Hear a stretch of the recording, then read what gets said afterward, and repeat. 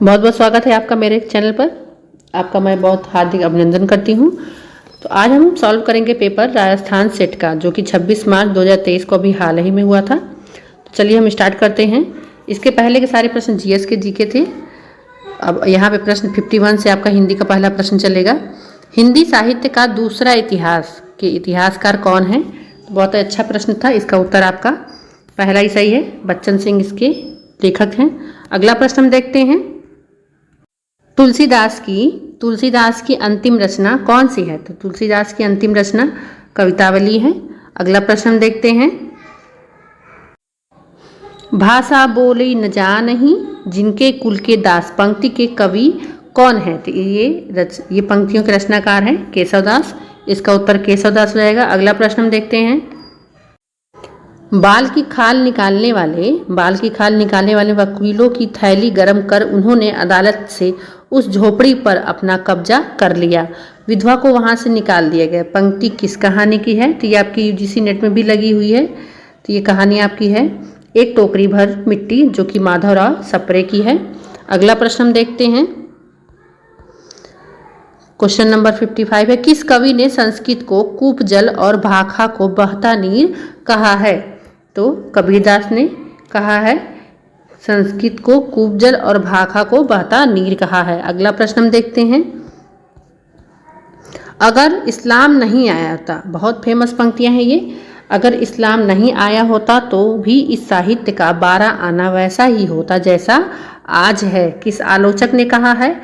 तो ये हमारे प्रसिद्ध आलोचक हजारी प्रसाद द्विवेदी ने कहा है। इसका उत्तर पहला ही सही हो जाएगा। अगला प्रश्न हम देखते हैं। अष्टछाप की स्थापना किसने की थी? तो अष्टछाप की स्थापना विट्ठलनाथ ने की थी। अगला प्रश्न देखते हैं। रास पंचाध्याय के रचनाकार कौन है? पेपर बहुत ही अच्छा था। यहाँ पर रास पंचाध्याय के रचनाकार नंददास जी हैं। अगला प्रश्न हम देखते हैं। संतन को कहाँ सी करी सो काम, कुंभदास ने यह उक्ति किस बादशाह से कही थी? जब अकबर ने उन्हें बुलाया था अपने दरबार में, तो यहाँ पर उत्तर आपका अकबर सही हो जाएगा। अगला प्रश्न हम देखते हैं। घायल री गत घायल जाड़िया हिवड़ो अगड़ सजोयो, इस पंक्ति में किस भाषा का प्रयोग हुआ है? तो यहाँ पर आप देखेंगे भाषा राजस्थानी है। ड़ शब्द आता है अधिकतर इसमें, र अक्षर ड़ वाला। तो अगला प्रश्न हम देखते हैं। इन मुसलमान हरिजनन पर कोटिन हिंदुन बारिये, यह पंक्ति रसखान के विषय में किसने कही थी? तो यह पंक्ति रसखान के विषय में भारतेंदु जी ने कही थी। अगला प्रश्न हम देखते हैं। कवि कुल कल्पतरु के रचनाकार कौन है? तो कवि कुल कल्पतरु के रचनाकार चिंतामणि हैं। यह चिंतामणि की रचना है। इस नाम से अलग अलग नामों से बहुत रचनाएं हैं। कवि कुल कंठाभरण, इस प्रकार से और भी रचनाएं हैं। अगला प्रश्न हम देखते हैं। रीतिकाल को अलंकृत मध्यकाल किसने कहा? तो रीतिकाल को अलंकृत मिश्र बंधुओं ने कहा है। आप इस प्रकार से याद कर सकते हैं। मिश्र अलंकृत विश्व श्रृंगार, ठीक है। तो श्रृंगार काल विश्वनाथ त्रिपाठी जी ने कहा है। अगला प्रश्न हम देखते हैं।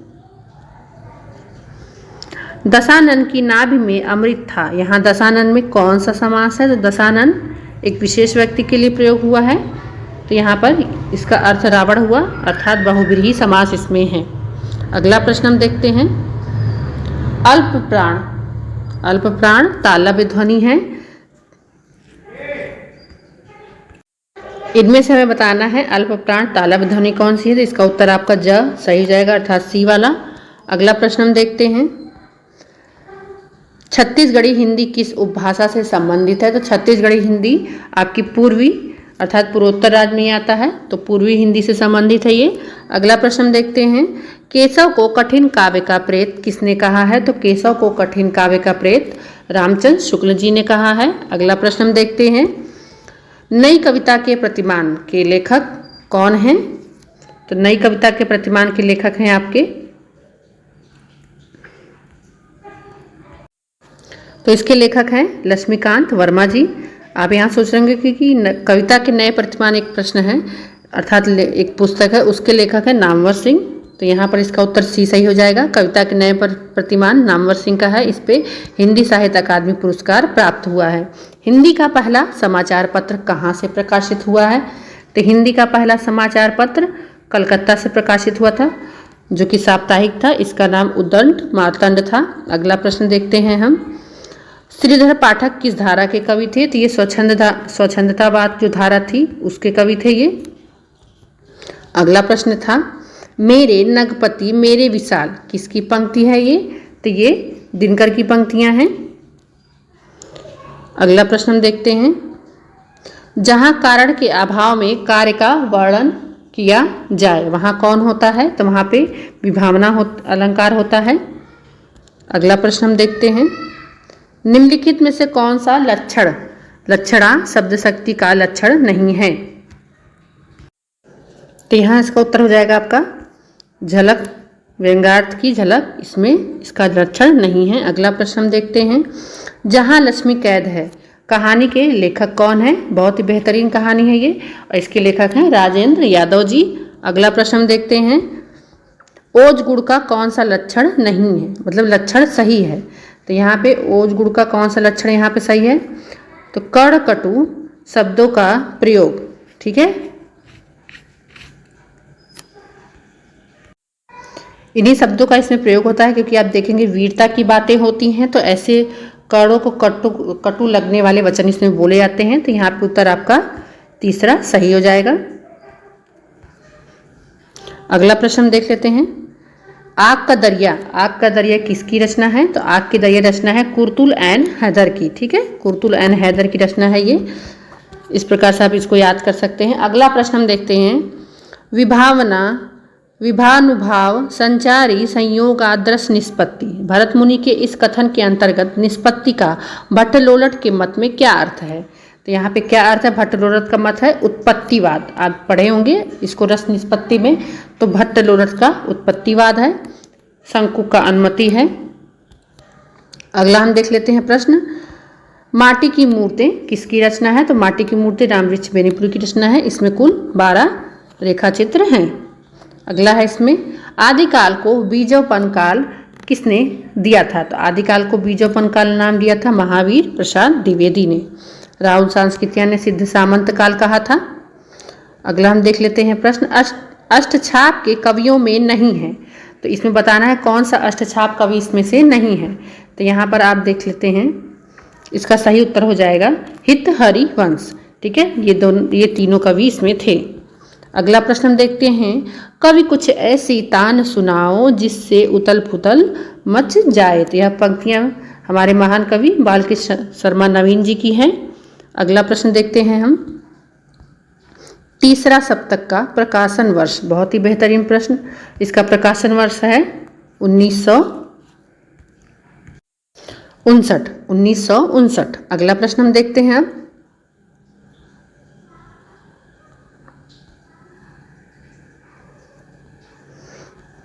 रघुवीर सहाय की रचना नहीं है, तो रघुवीर सहाय की रचना कौन सी नहीं है? तो ये खूटियों पर टंगे लोग सर्वेश्वर दयाल की शर्मा की रचना है, सक्सेना जी की। अगला प्रश्न हम देखते हैं। कोड़ाक नाटक के रचनाकार कौन है? तो जगदीश चंद्र माथुर हैं, जो आपके एमपी सेट के एग्जाम में लगी हुई ये रचना है। अगला हम प्रश्न देखते हैं। विलोम किस नाटक का पात्र है? यूजीसी नेट की रचना है, आषाढ़ का एक दिन। इसका उत्तर सही है। अगला प्रश्न हम देखते हैं। हजारी प्रसाद द्विवेदी का पहला उपन्यास कौन सा है?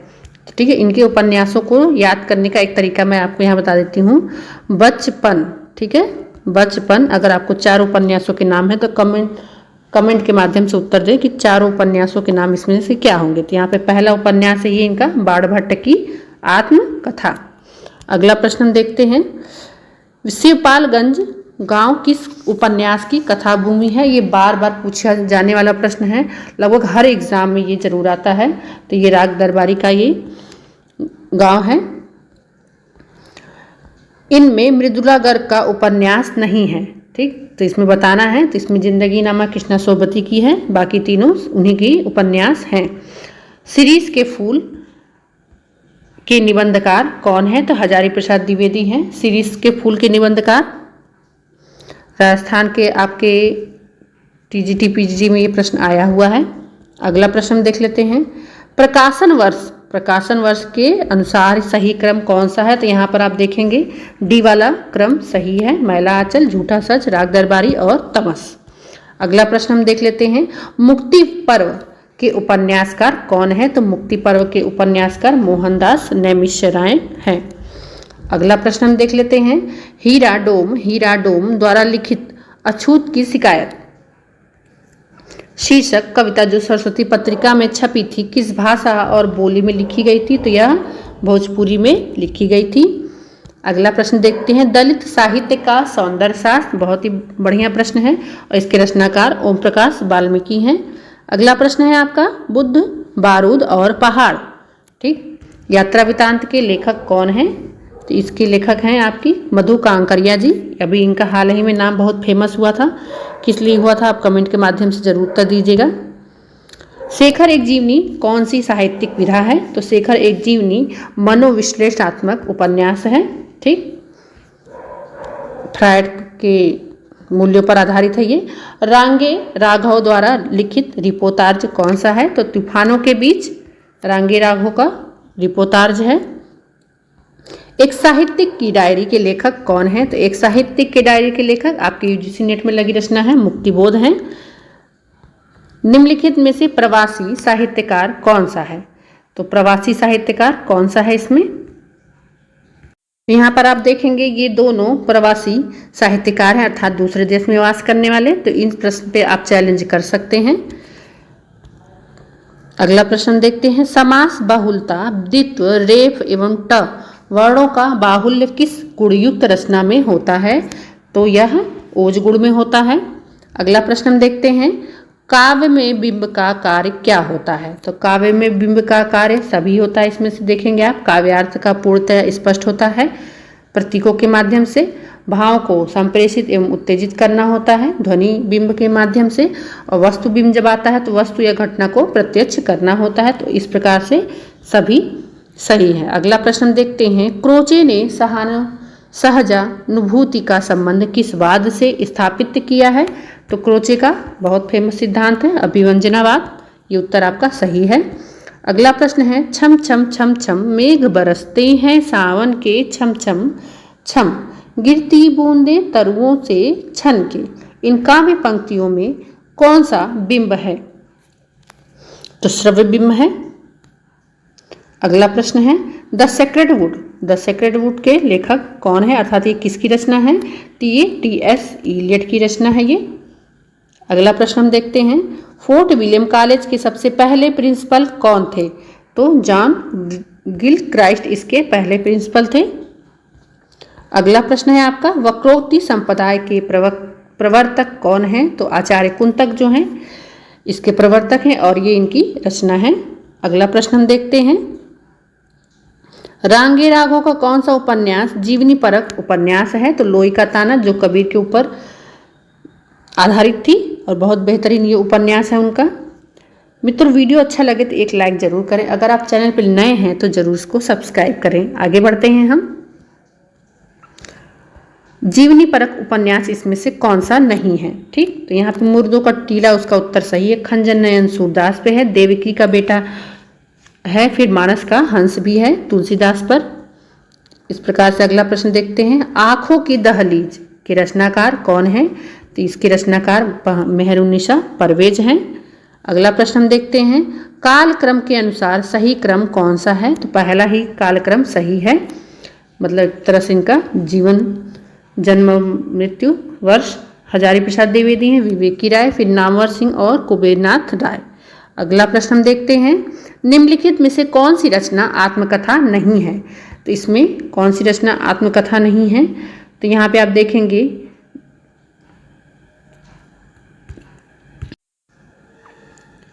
प्रश्न ये है निम्नलिखित में से कौन सी रचना आत्मकथा है?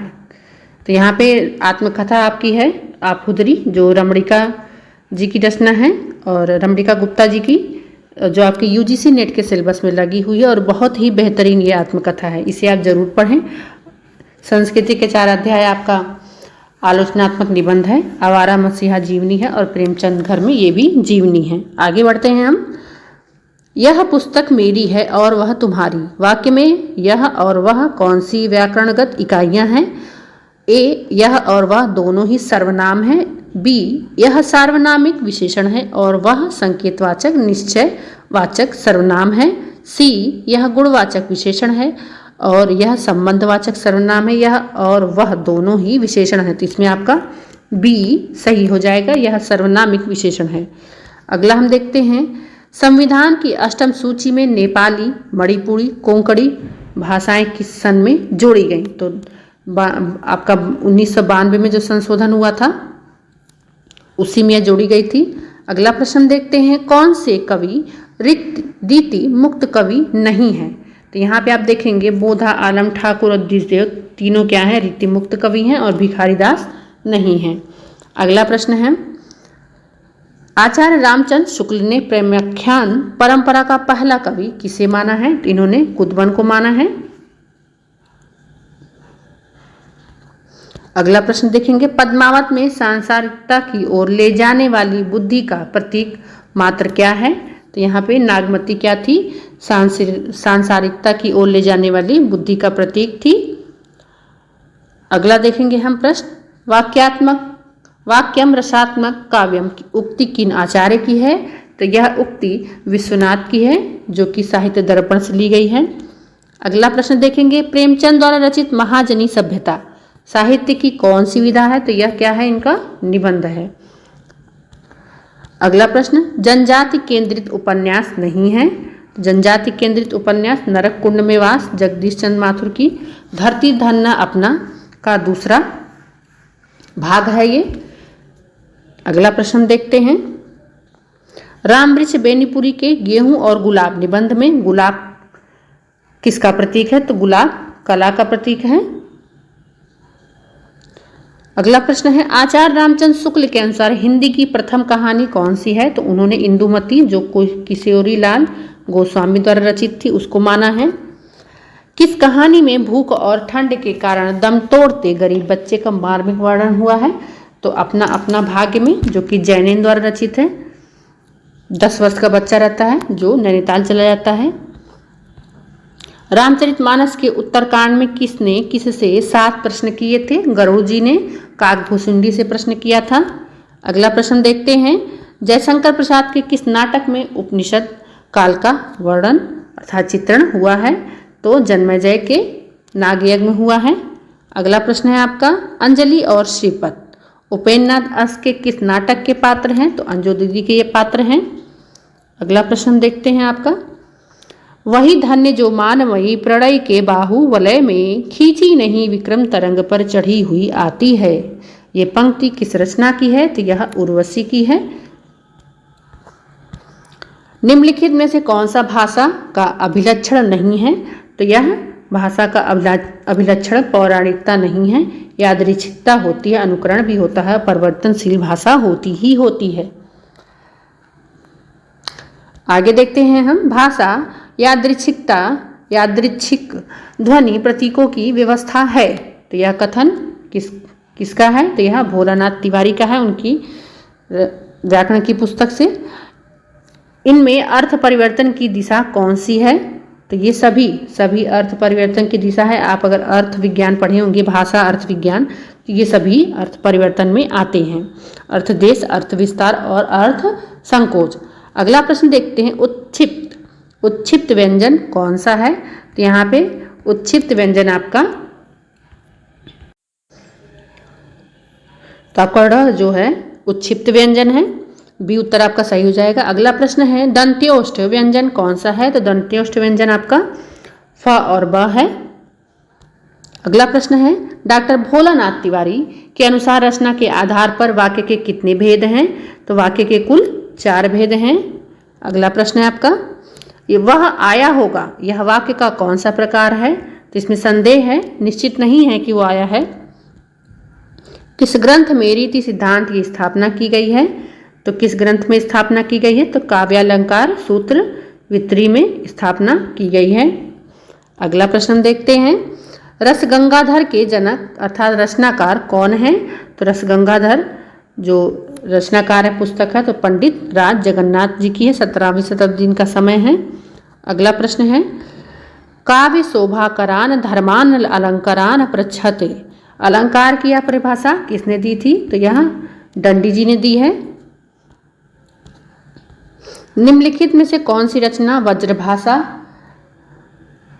की नहीं है? तो पार्वती मंगल क्या है? अवधि में है। आपका उत्तर बी सही हो जाएगा। अगला प्रश्न देखते हैं प्लेटो मूल रूप से क्या थे? तो दार्शनिक थे, ये सर्वप्रथम ये दार्शनिक थे। अगला प्रश्न है पेरिप्लुस के रचनाकार कौन है? तो लोन्जाइस है ये। तीव्र भावावेग की स्थिति ही अलंकारिक भाषा को जन्म देती है, किसने कहा है? तो लोन्जाइस ने ये कहा है। अगला प्रश्न है इनमें अर्धस्वर कौन सा है? तो अर्धस्वर आपका य और व है। अपभ्रंश पुरानी हिंदी है, इस मत के समर्थक कौन से हैं? तो पुरानी हिंदी किसने कहा है? राहुल सांस्कृत्यायन जो है इसके समर्थक है, लेकिन कहा है चंद्रधर शर्मा गुलेरी जी ने। इस बात का विशेष ध्यान दें। जैन कवियों ने कृष्ण कथा को क्या कहा है? तो इन्होंने चरित काव्य कहा है, शुक्ल की पुस्तक में यह मिलता है। अगला प्रश्न देखते हैं मुल्ला दाऊद की रचना कौन सी है? तो चंदायन इनकी रचना है। अगला प्रश्न देखते हैं सगुनहि अगुनहि नहीं कछु भेदा, किसकी पंक्ति है? तो यह पंक्तियां हैं तुलसीदास की। अगला प्रश्न देखते हैं कबीर पंथी संप्रदाय में कबीर की रचनाएं किस नाम से प्रसिद्ध हैं? तो बीजक से। ठीक है, ये तीनों इसी में संकलित की गई हैं और धर्मदास के द्वारा। लोग हैं लागी कवित्त बनावत मोही तो मेरे कवित्त बनावत, पंक्ति किस कवि की है? तो घनानंद की है। अगला प्रश्न है विशिष्ट व्यावसायिक भाषा का व्यवहारिक और समुचित प्रयोग किस अनुवाद की विशेषता है? तो यह तकनीकी अनुवाद की विशेषता है। विशिष्ट भाषा होती है, व्यावसायिक भाषा होती है इसमें। बी उत्तर आपका सही हो जाएगा। अगला प्रश्न है चीफ की दावत किसकी कहानी है? बहुत ही बेहतरीन प्रश्न और बहुत ही सरल, यूजीसी नेट की तैयारी करने वालों के लिए। भीष्म साहनी की ये है, सामनाथ मिस्टर सामनाथ थे इसमें। देश की आज़ादी के पूर्व पश्चात के समय हुए दंगों का चित्रण किस रचना में है? तो यहाँ पे आप देखेंगे राग दरबारी में है। अगला प्रश्न है लिस्ट एंड लास्ट, ये प्रश्न है आपका अंतिम प्रश्न। इनमें से कौन सूफी कवि नहीं है? तो यहाँ पे शेख मोहम्मद। इस प्रकार से कुल आपके प्रश्न हो गए कंप्लीट। अगर आप चैनल पर नए हैं तो चैनल को जरूर सब्सक्राइब करें।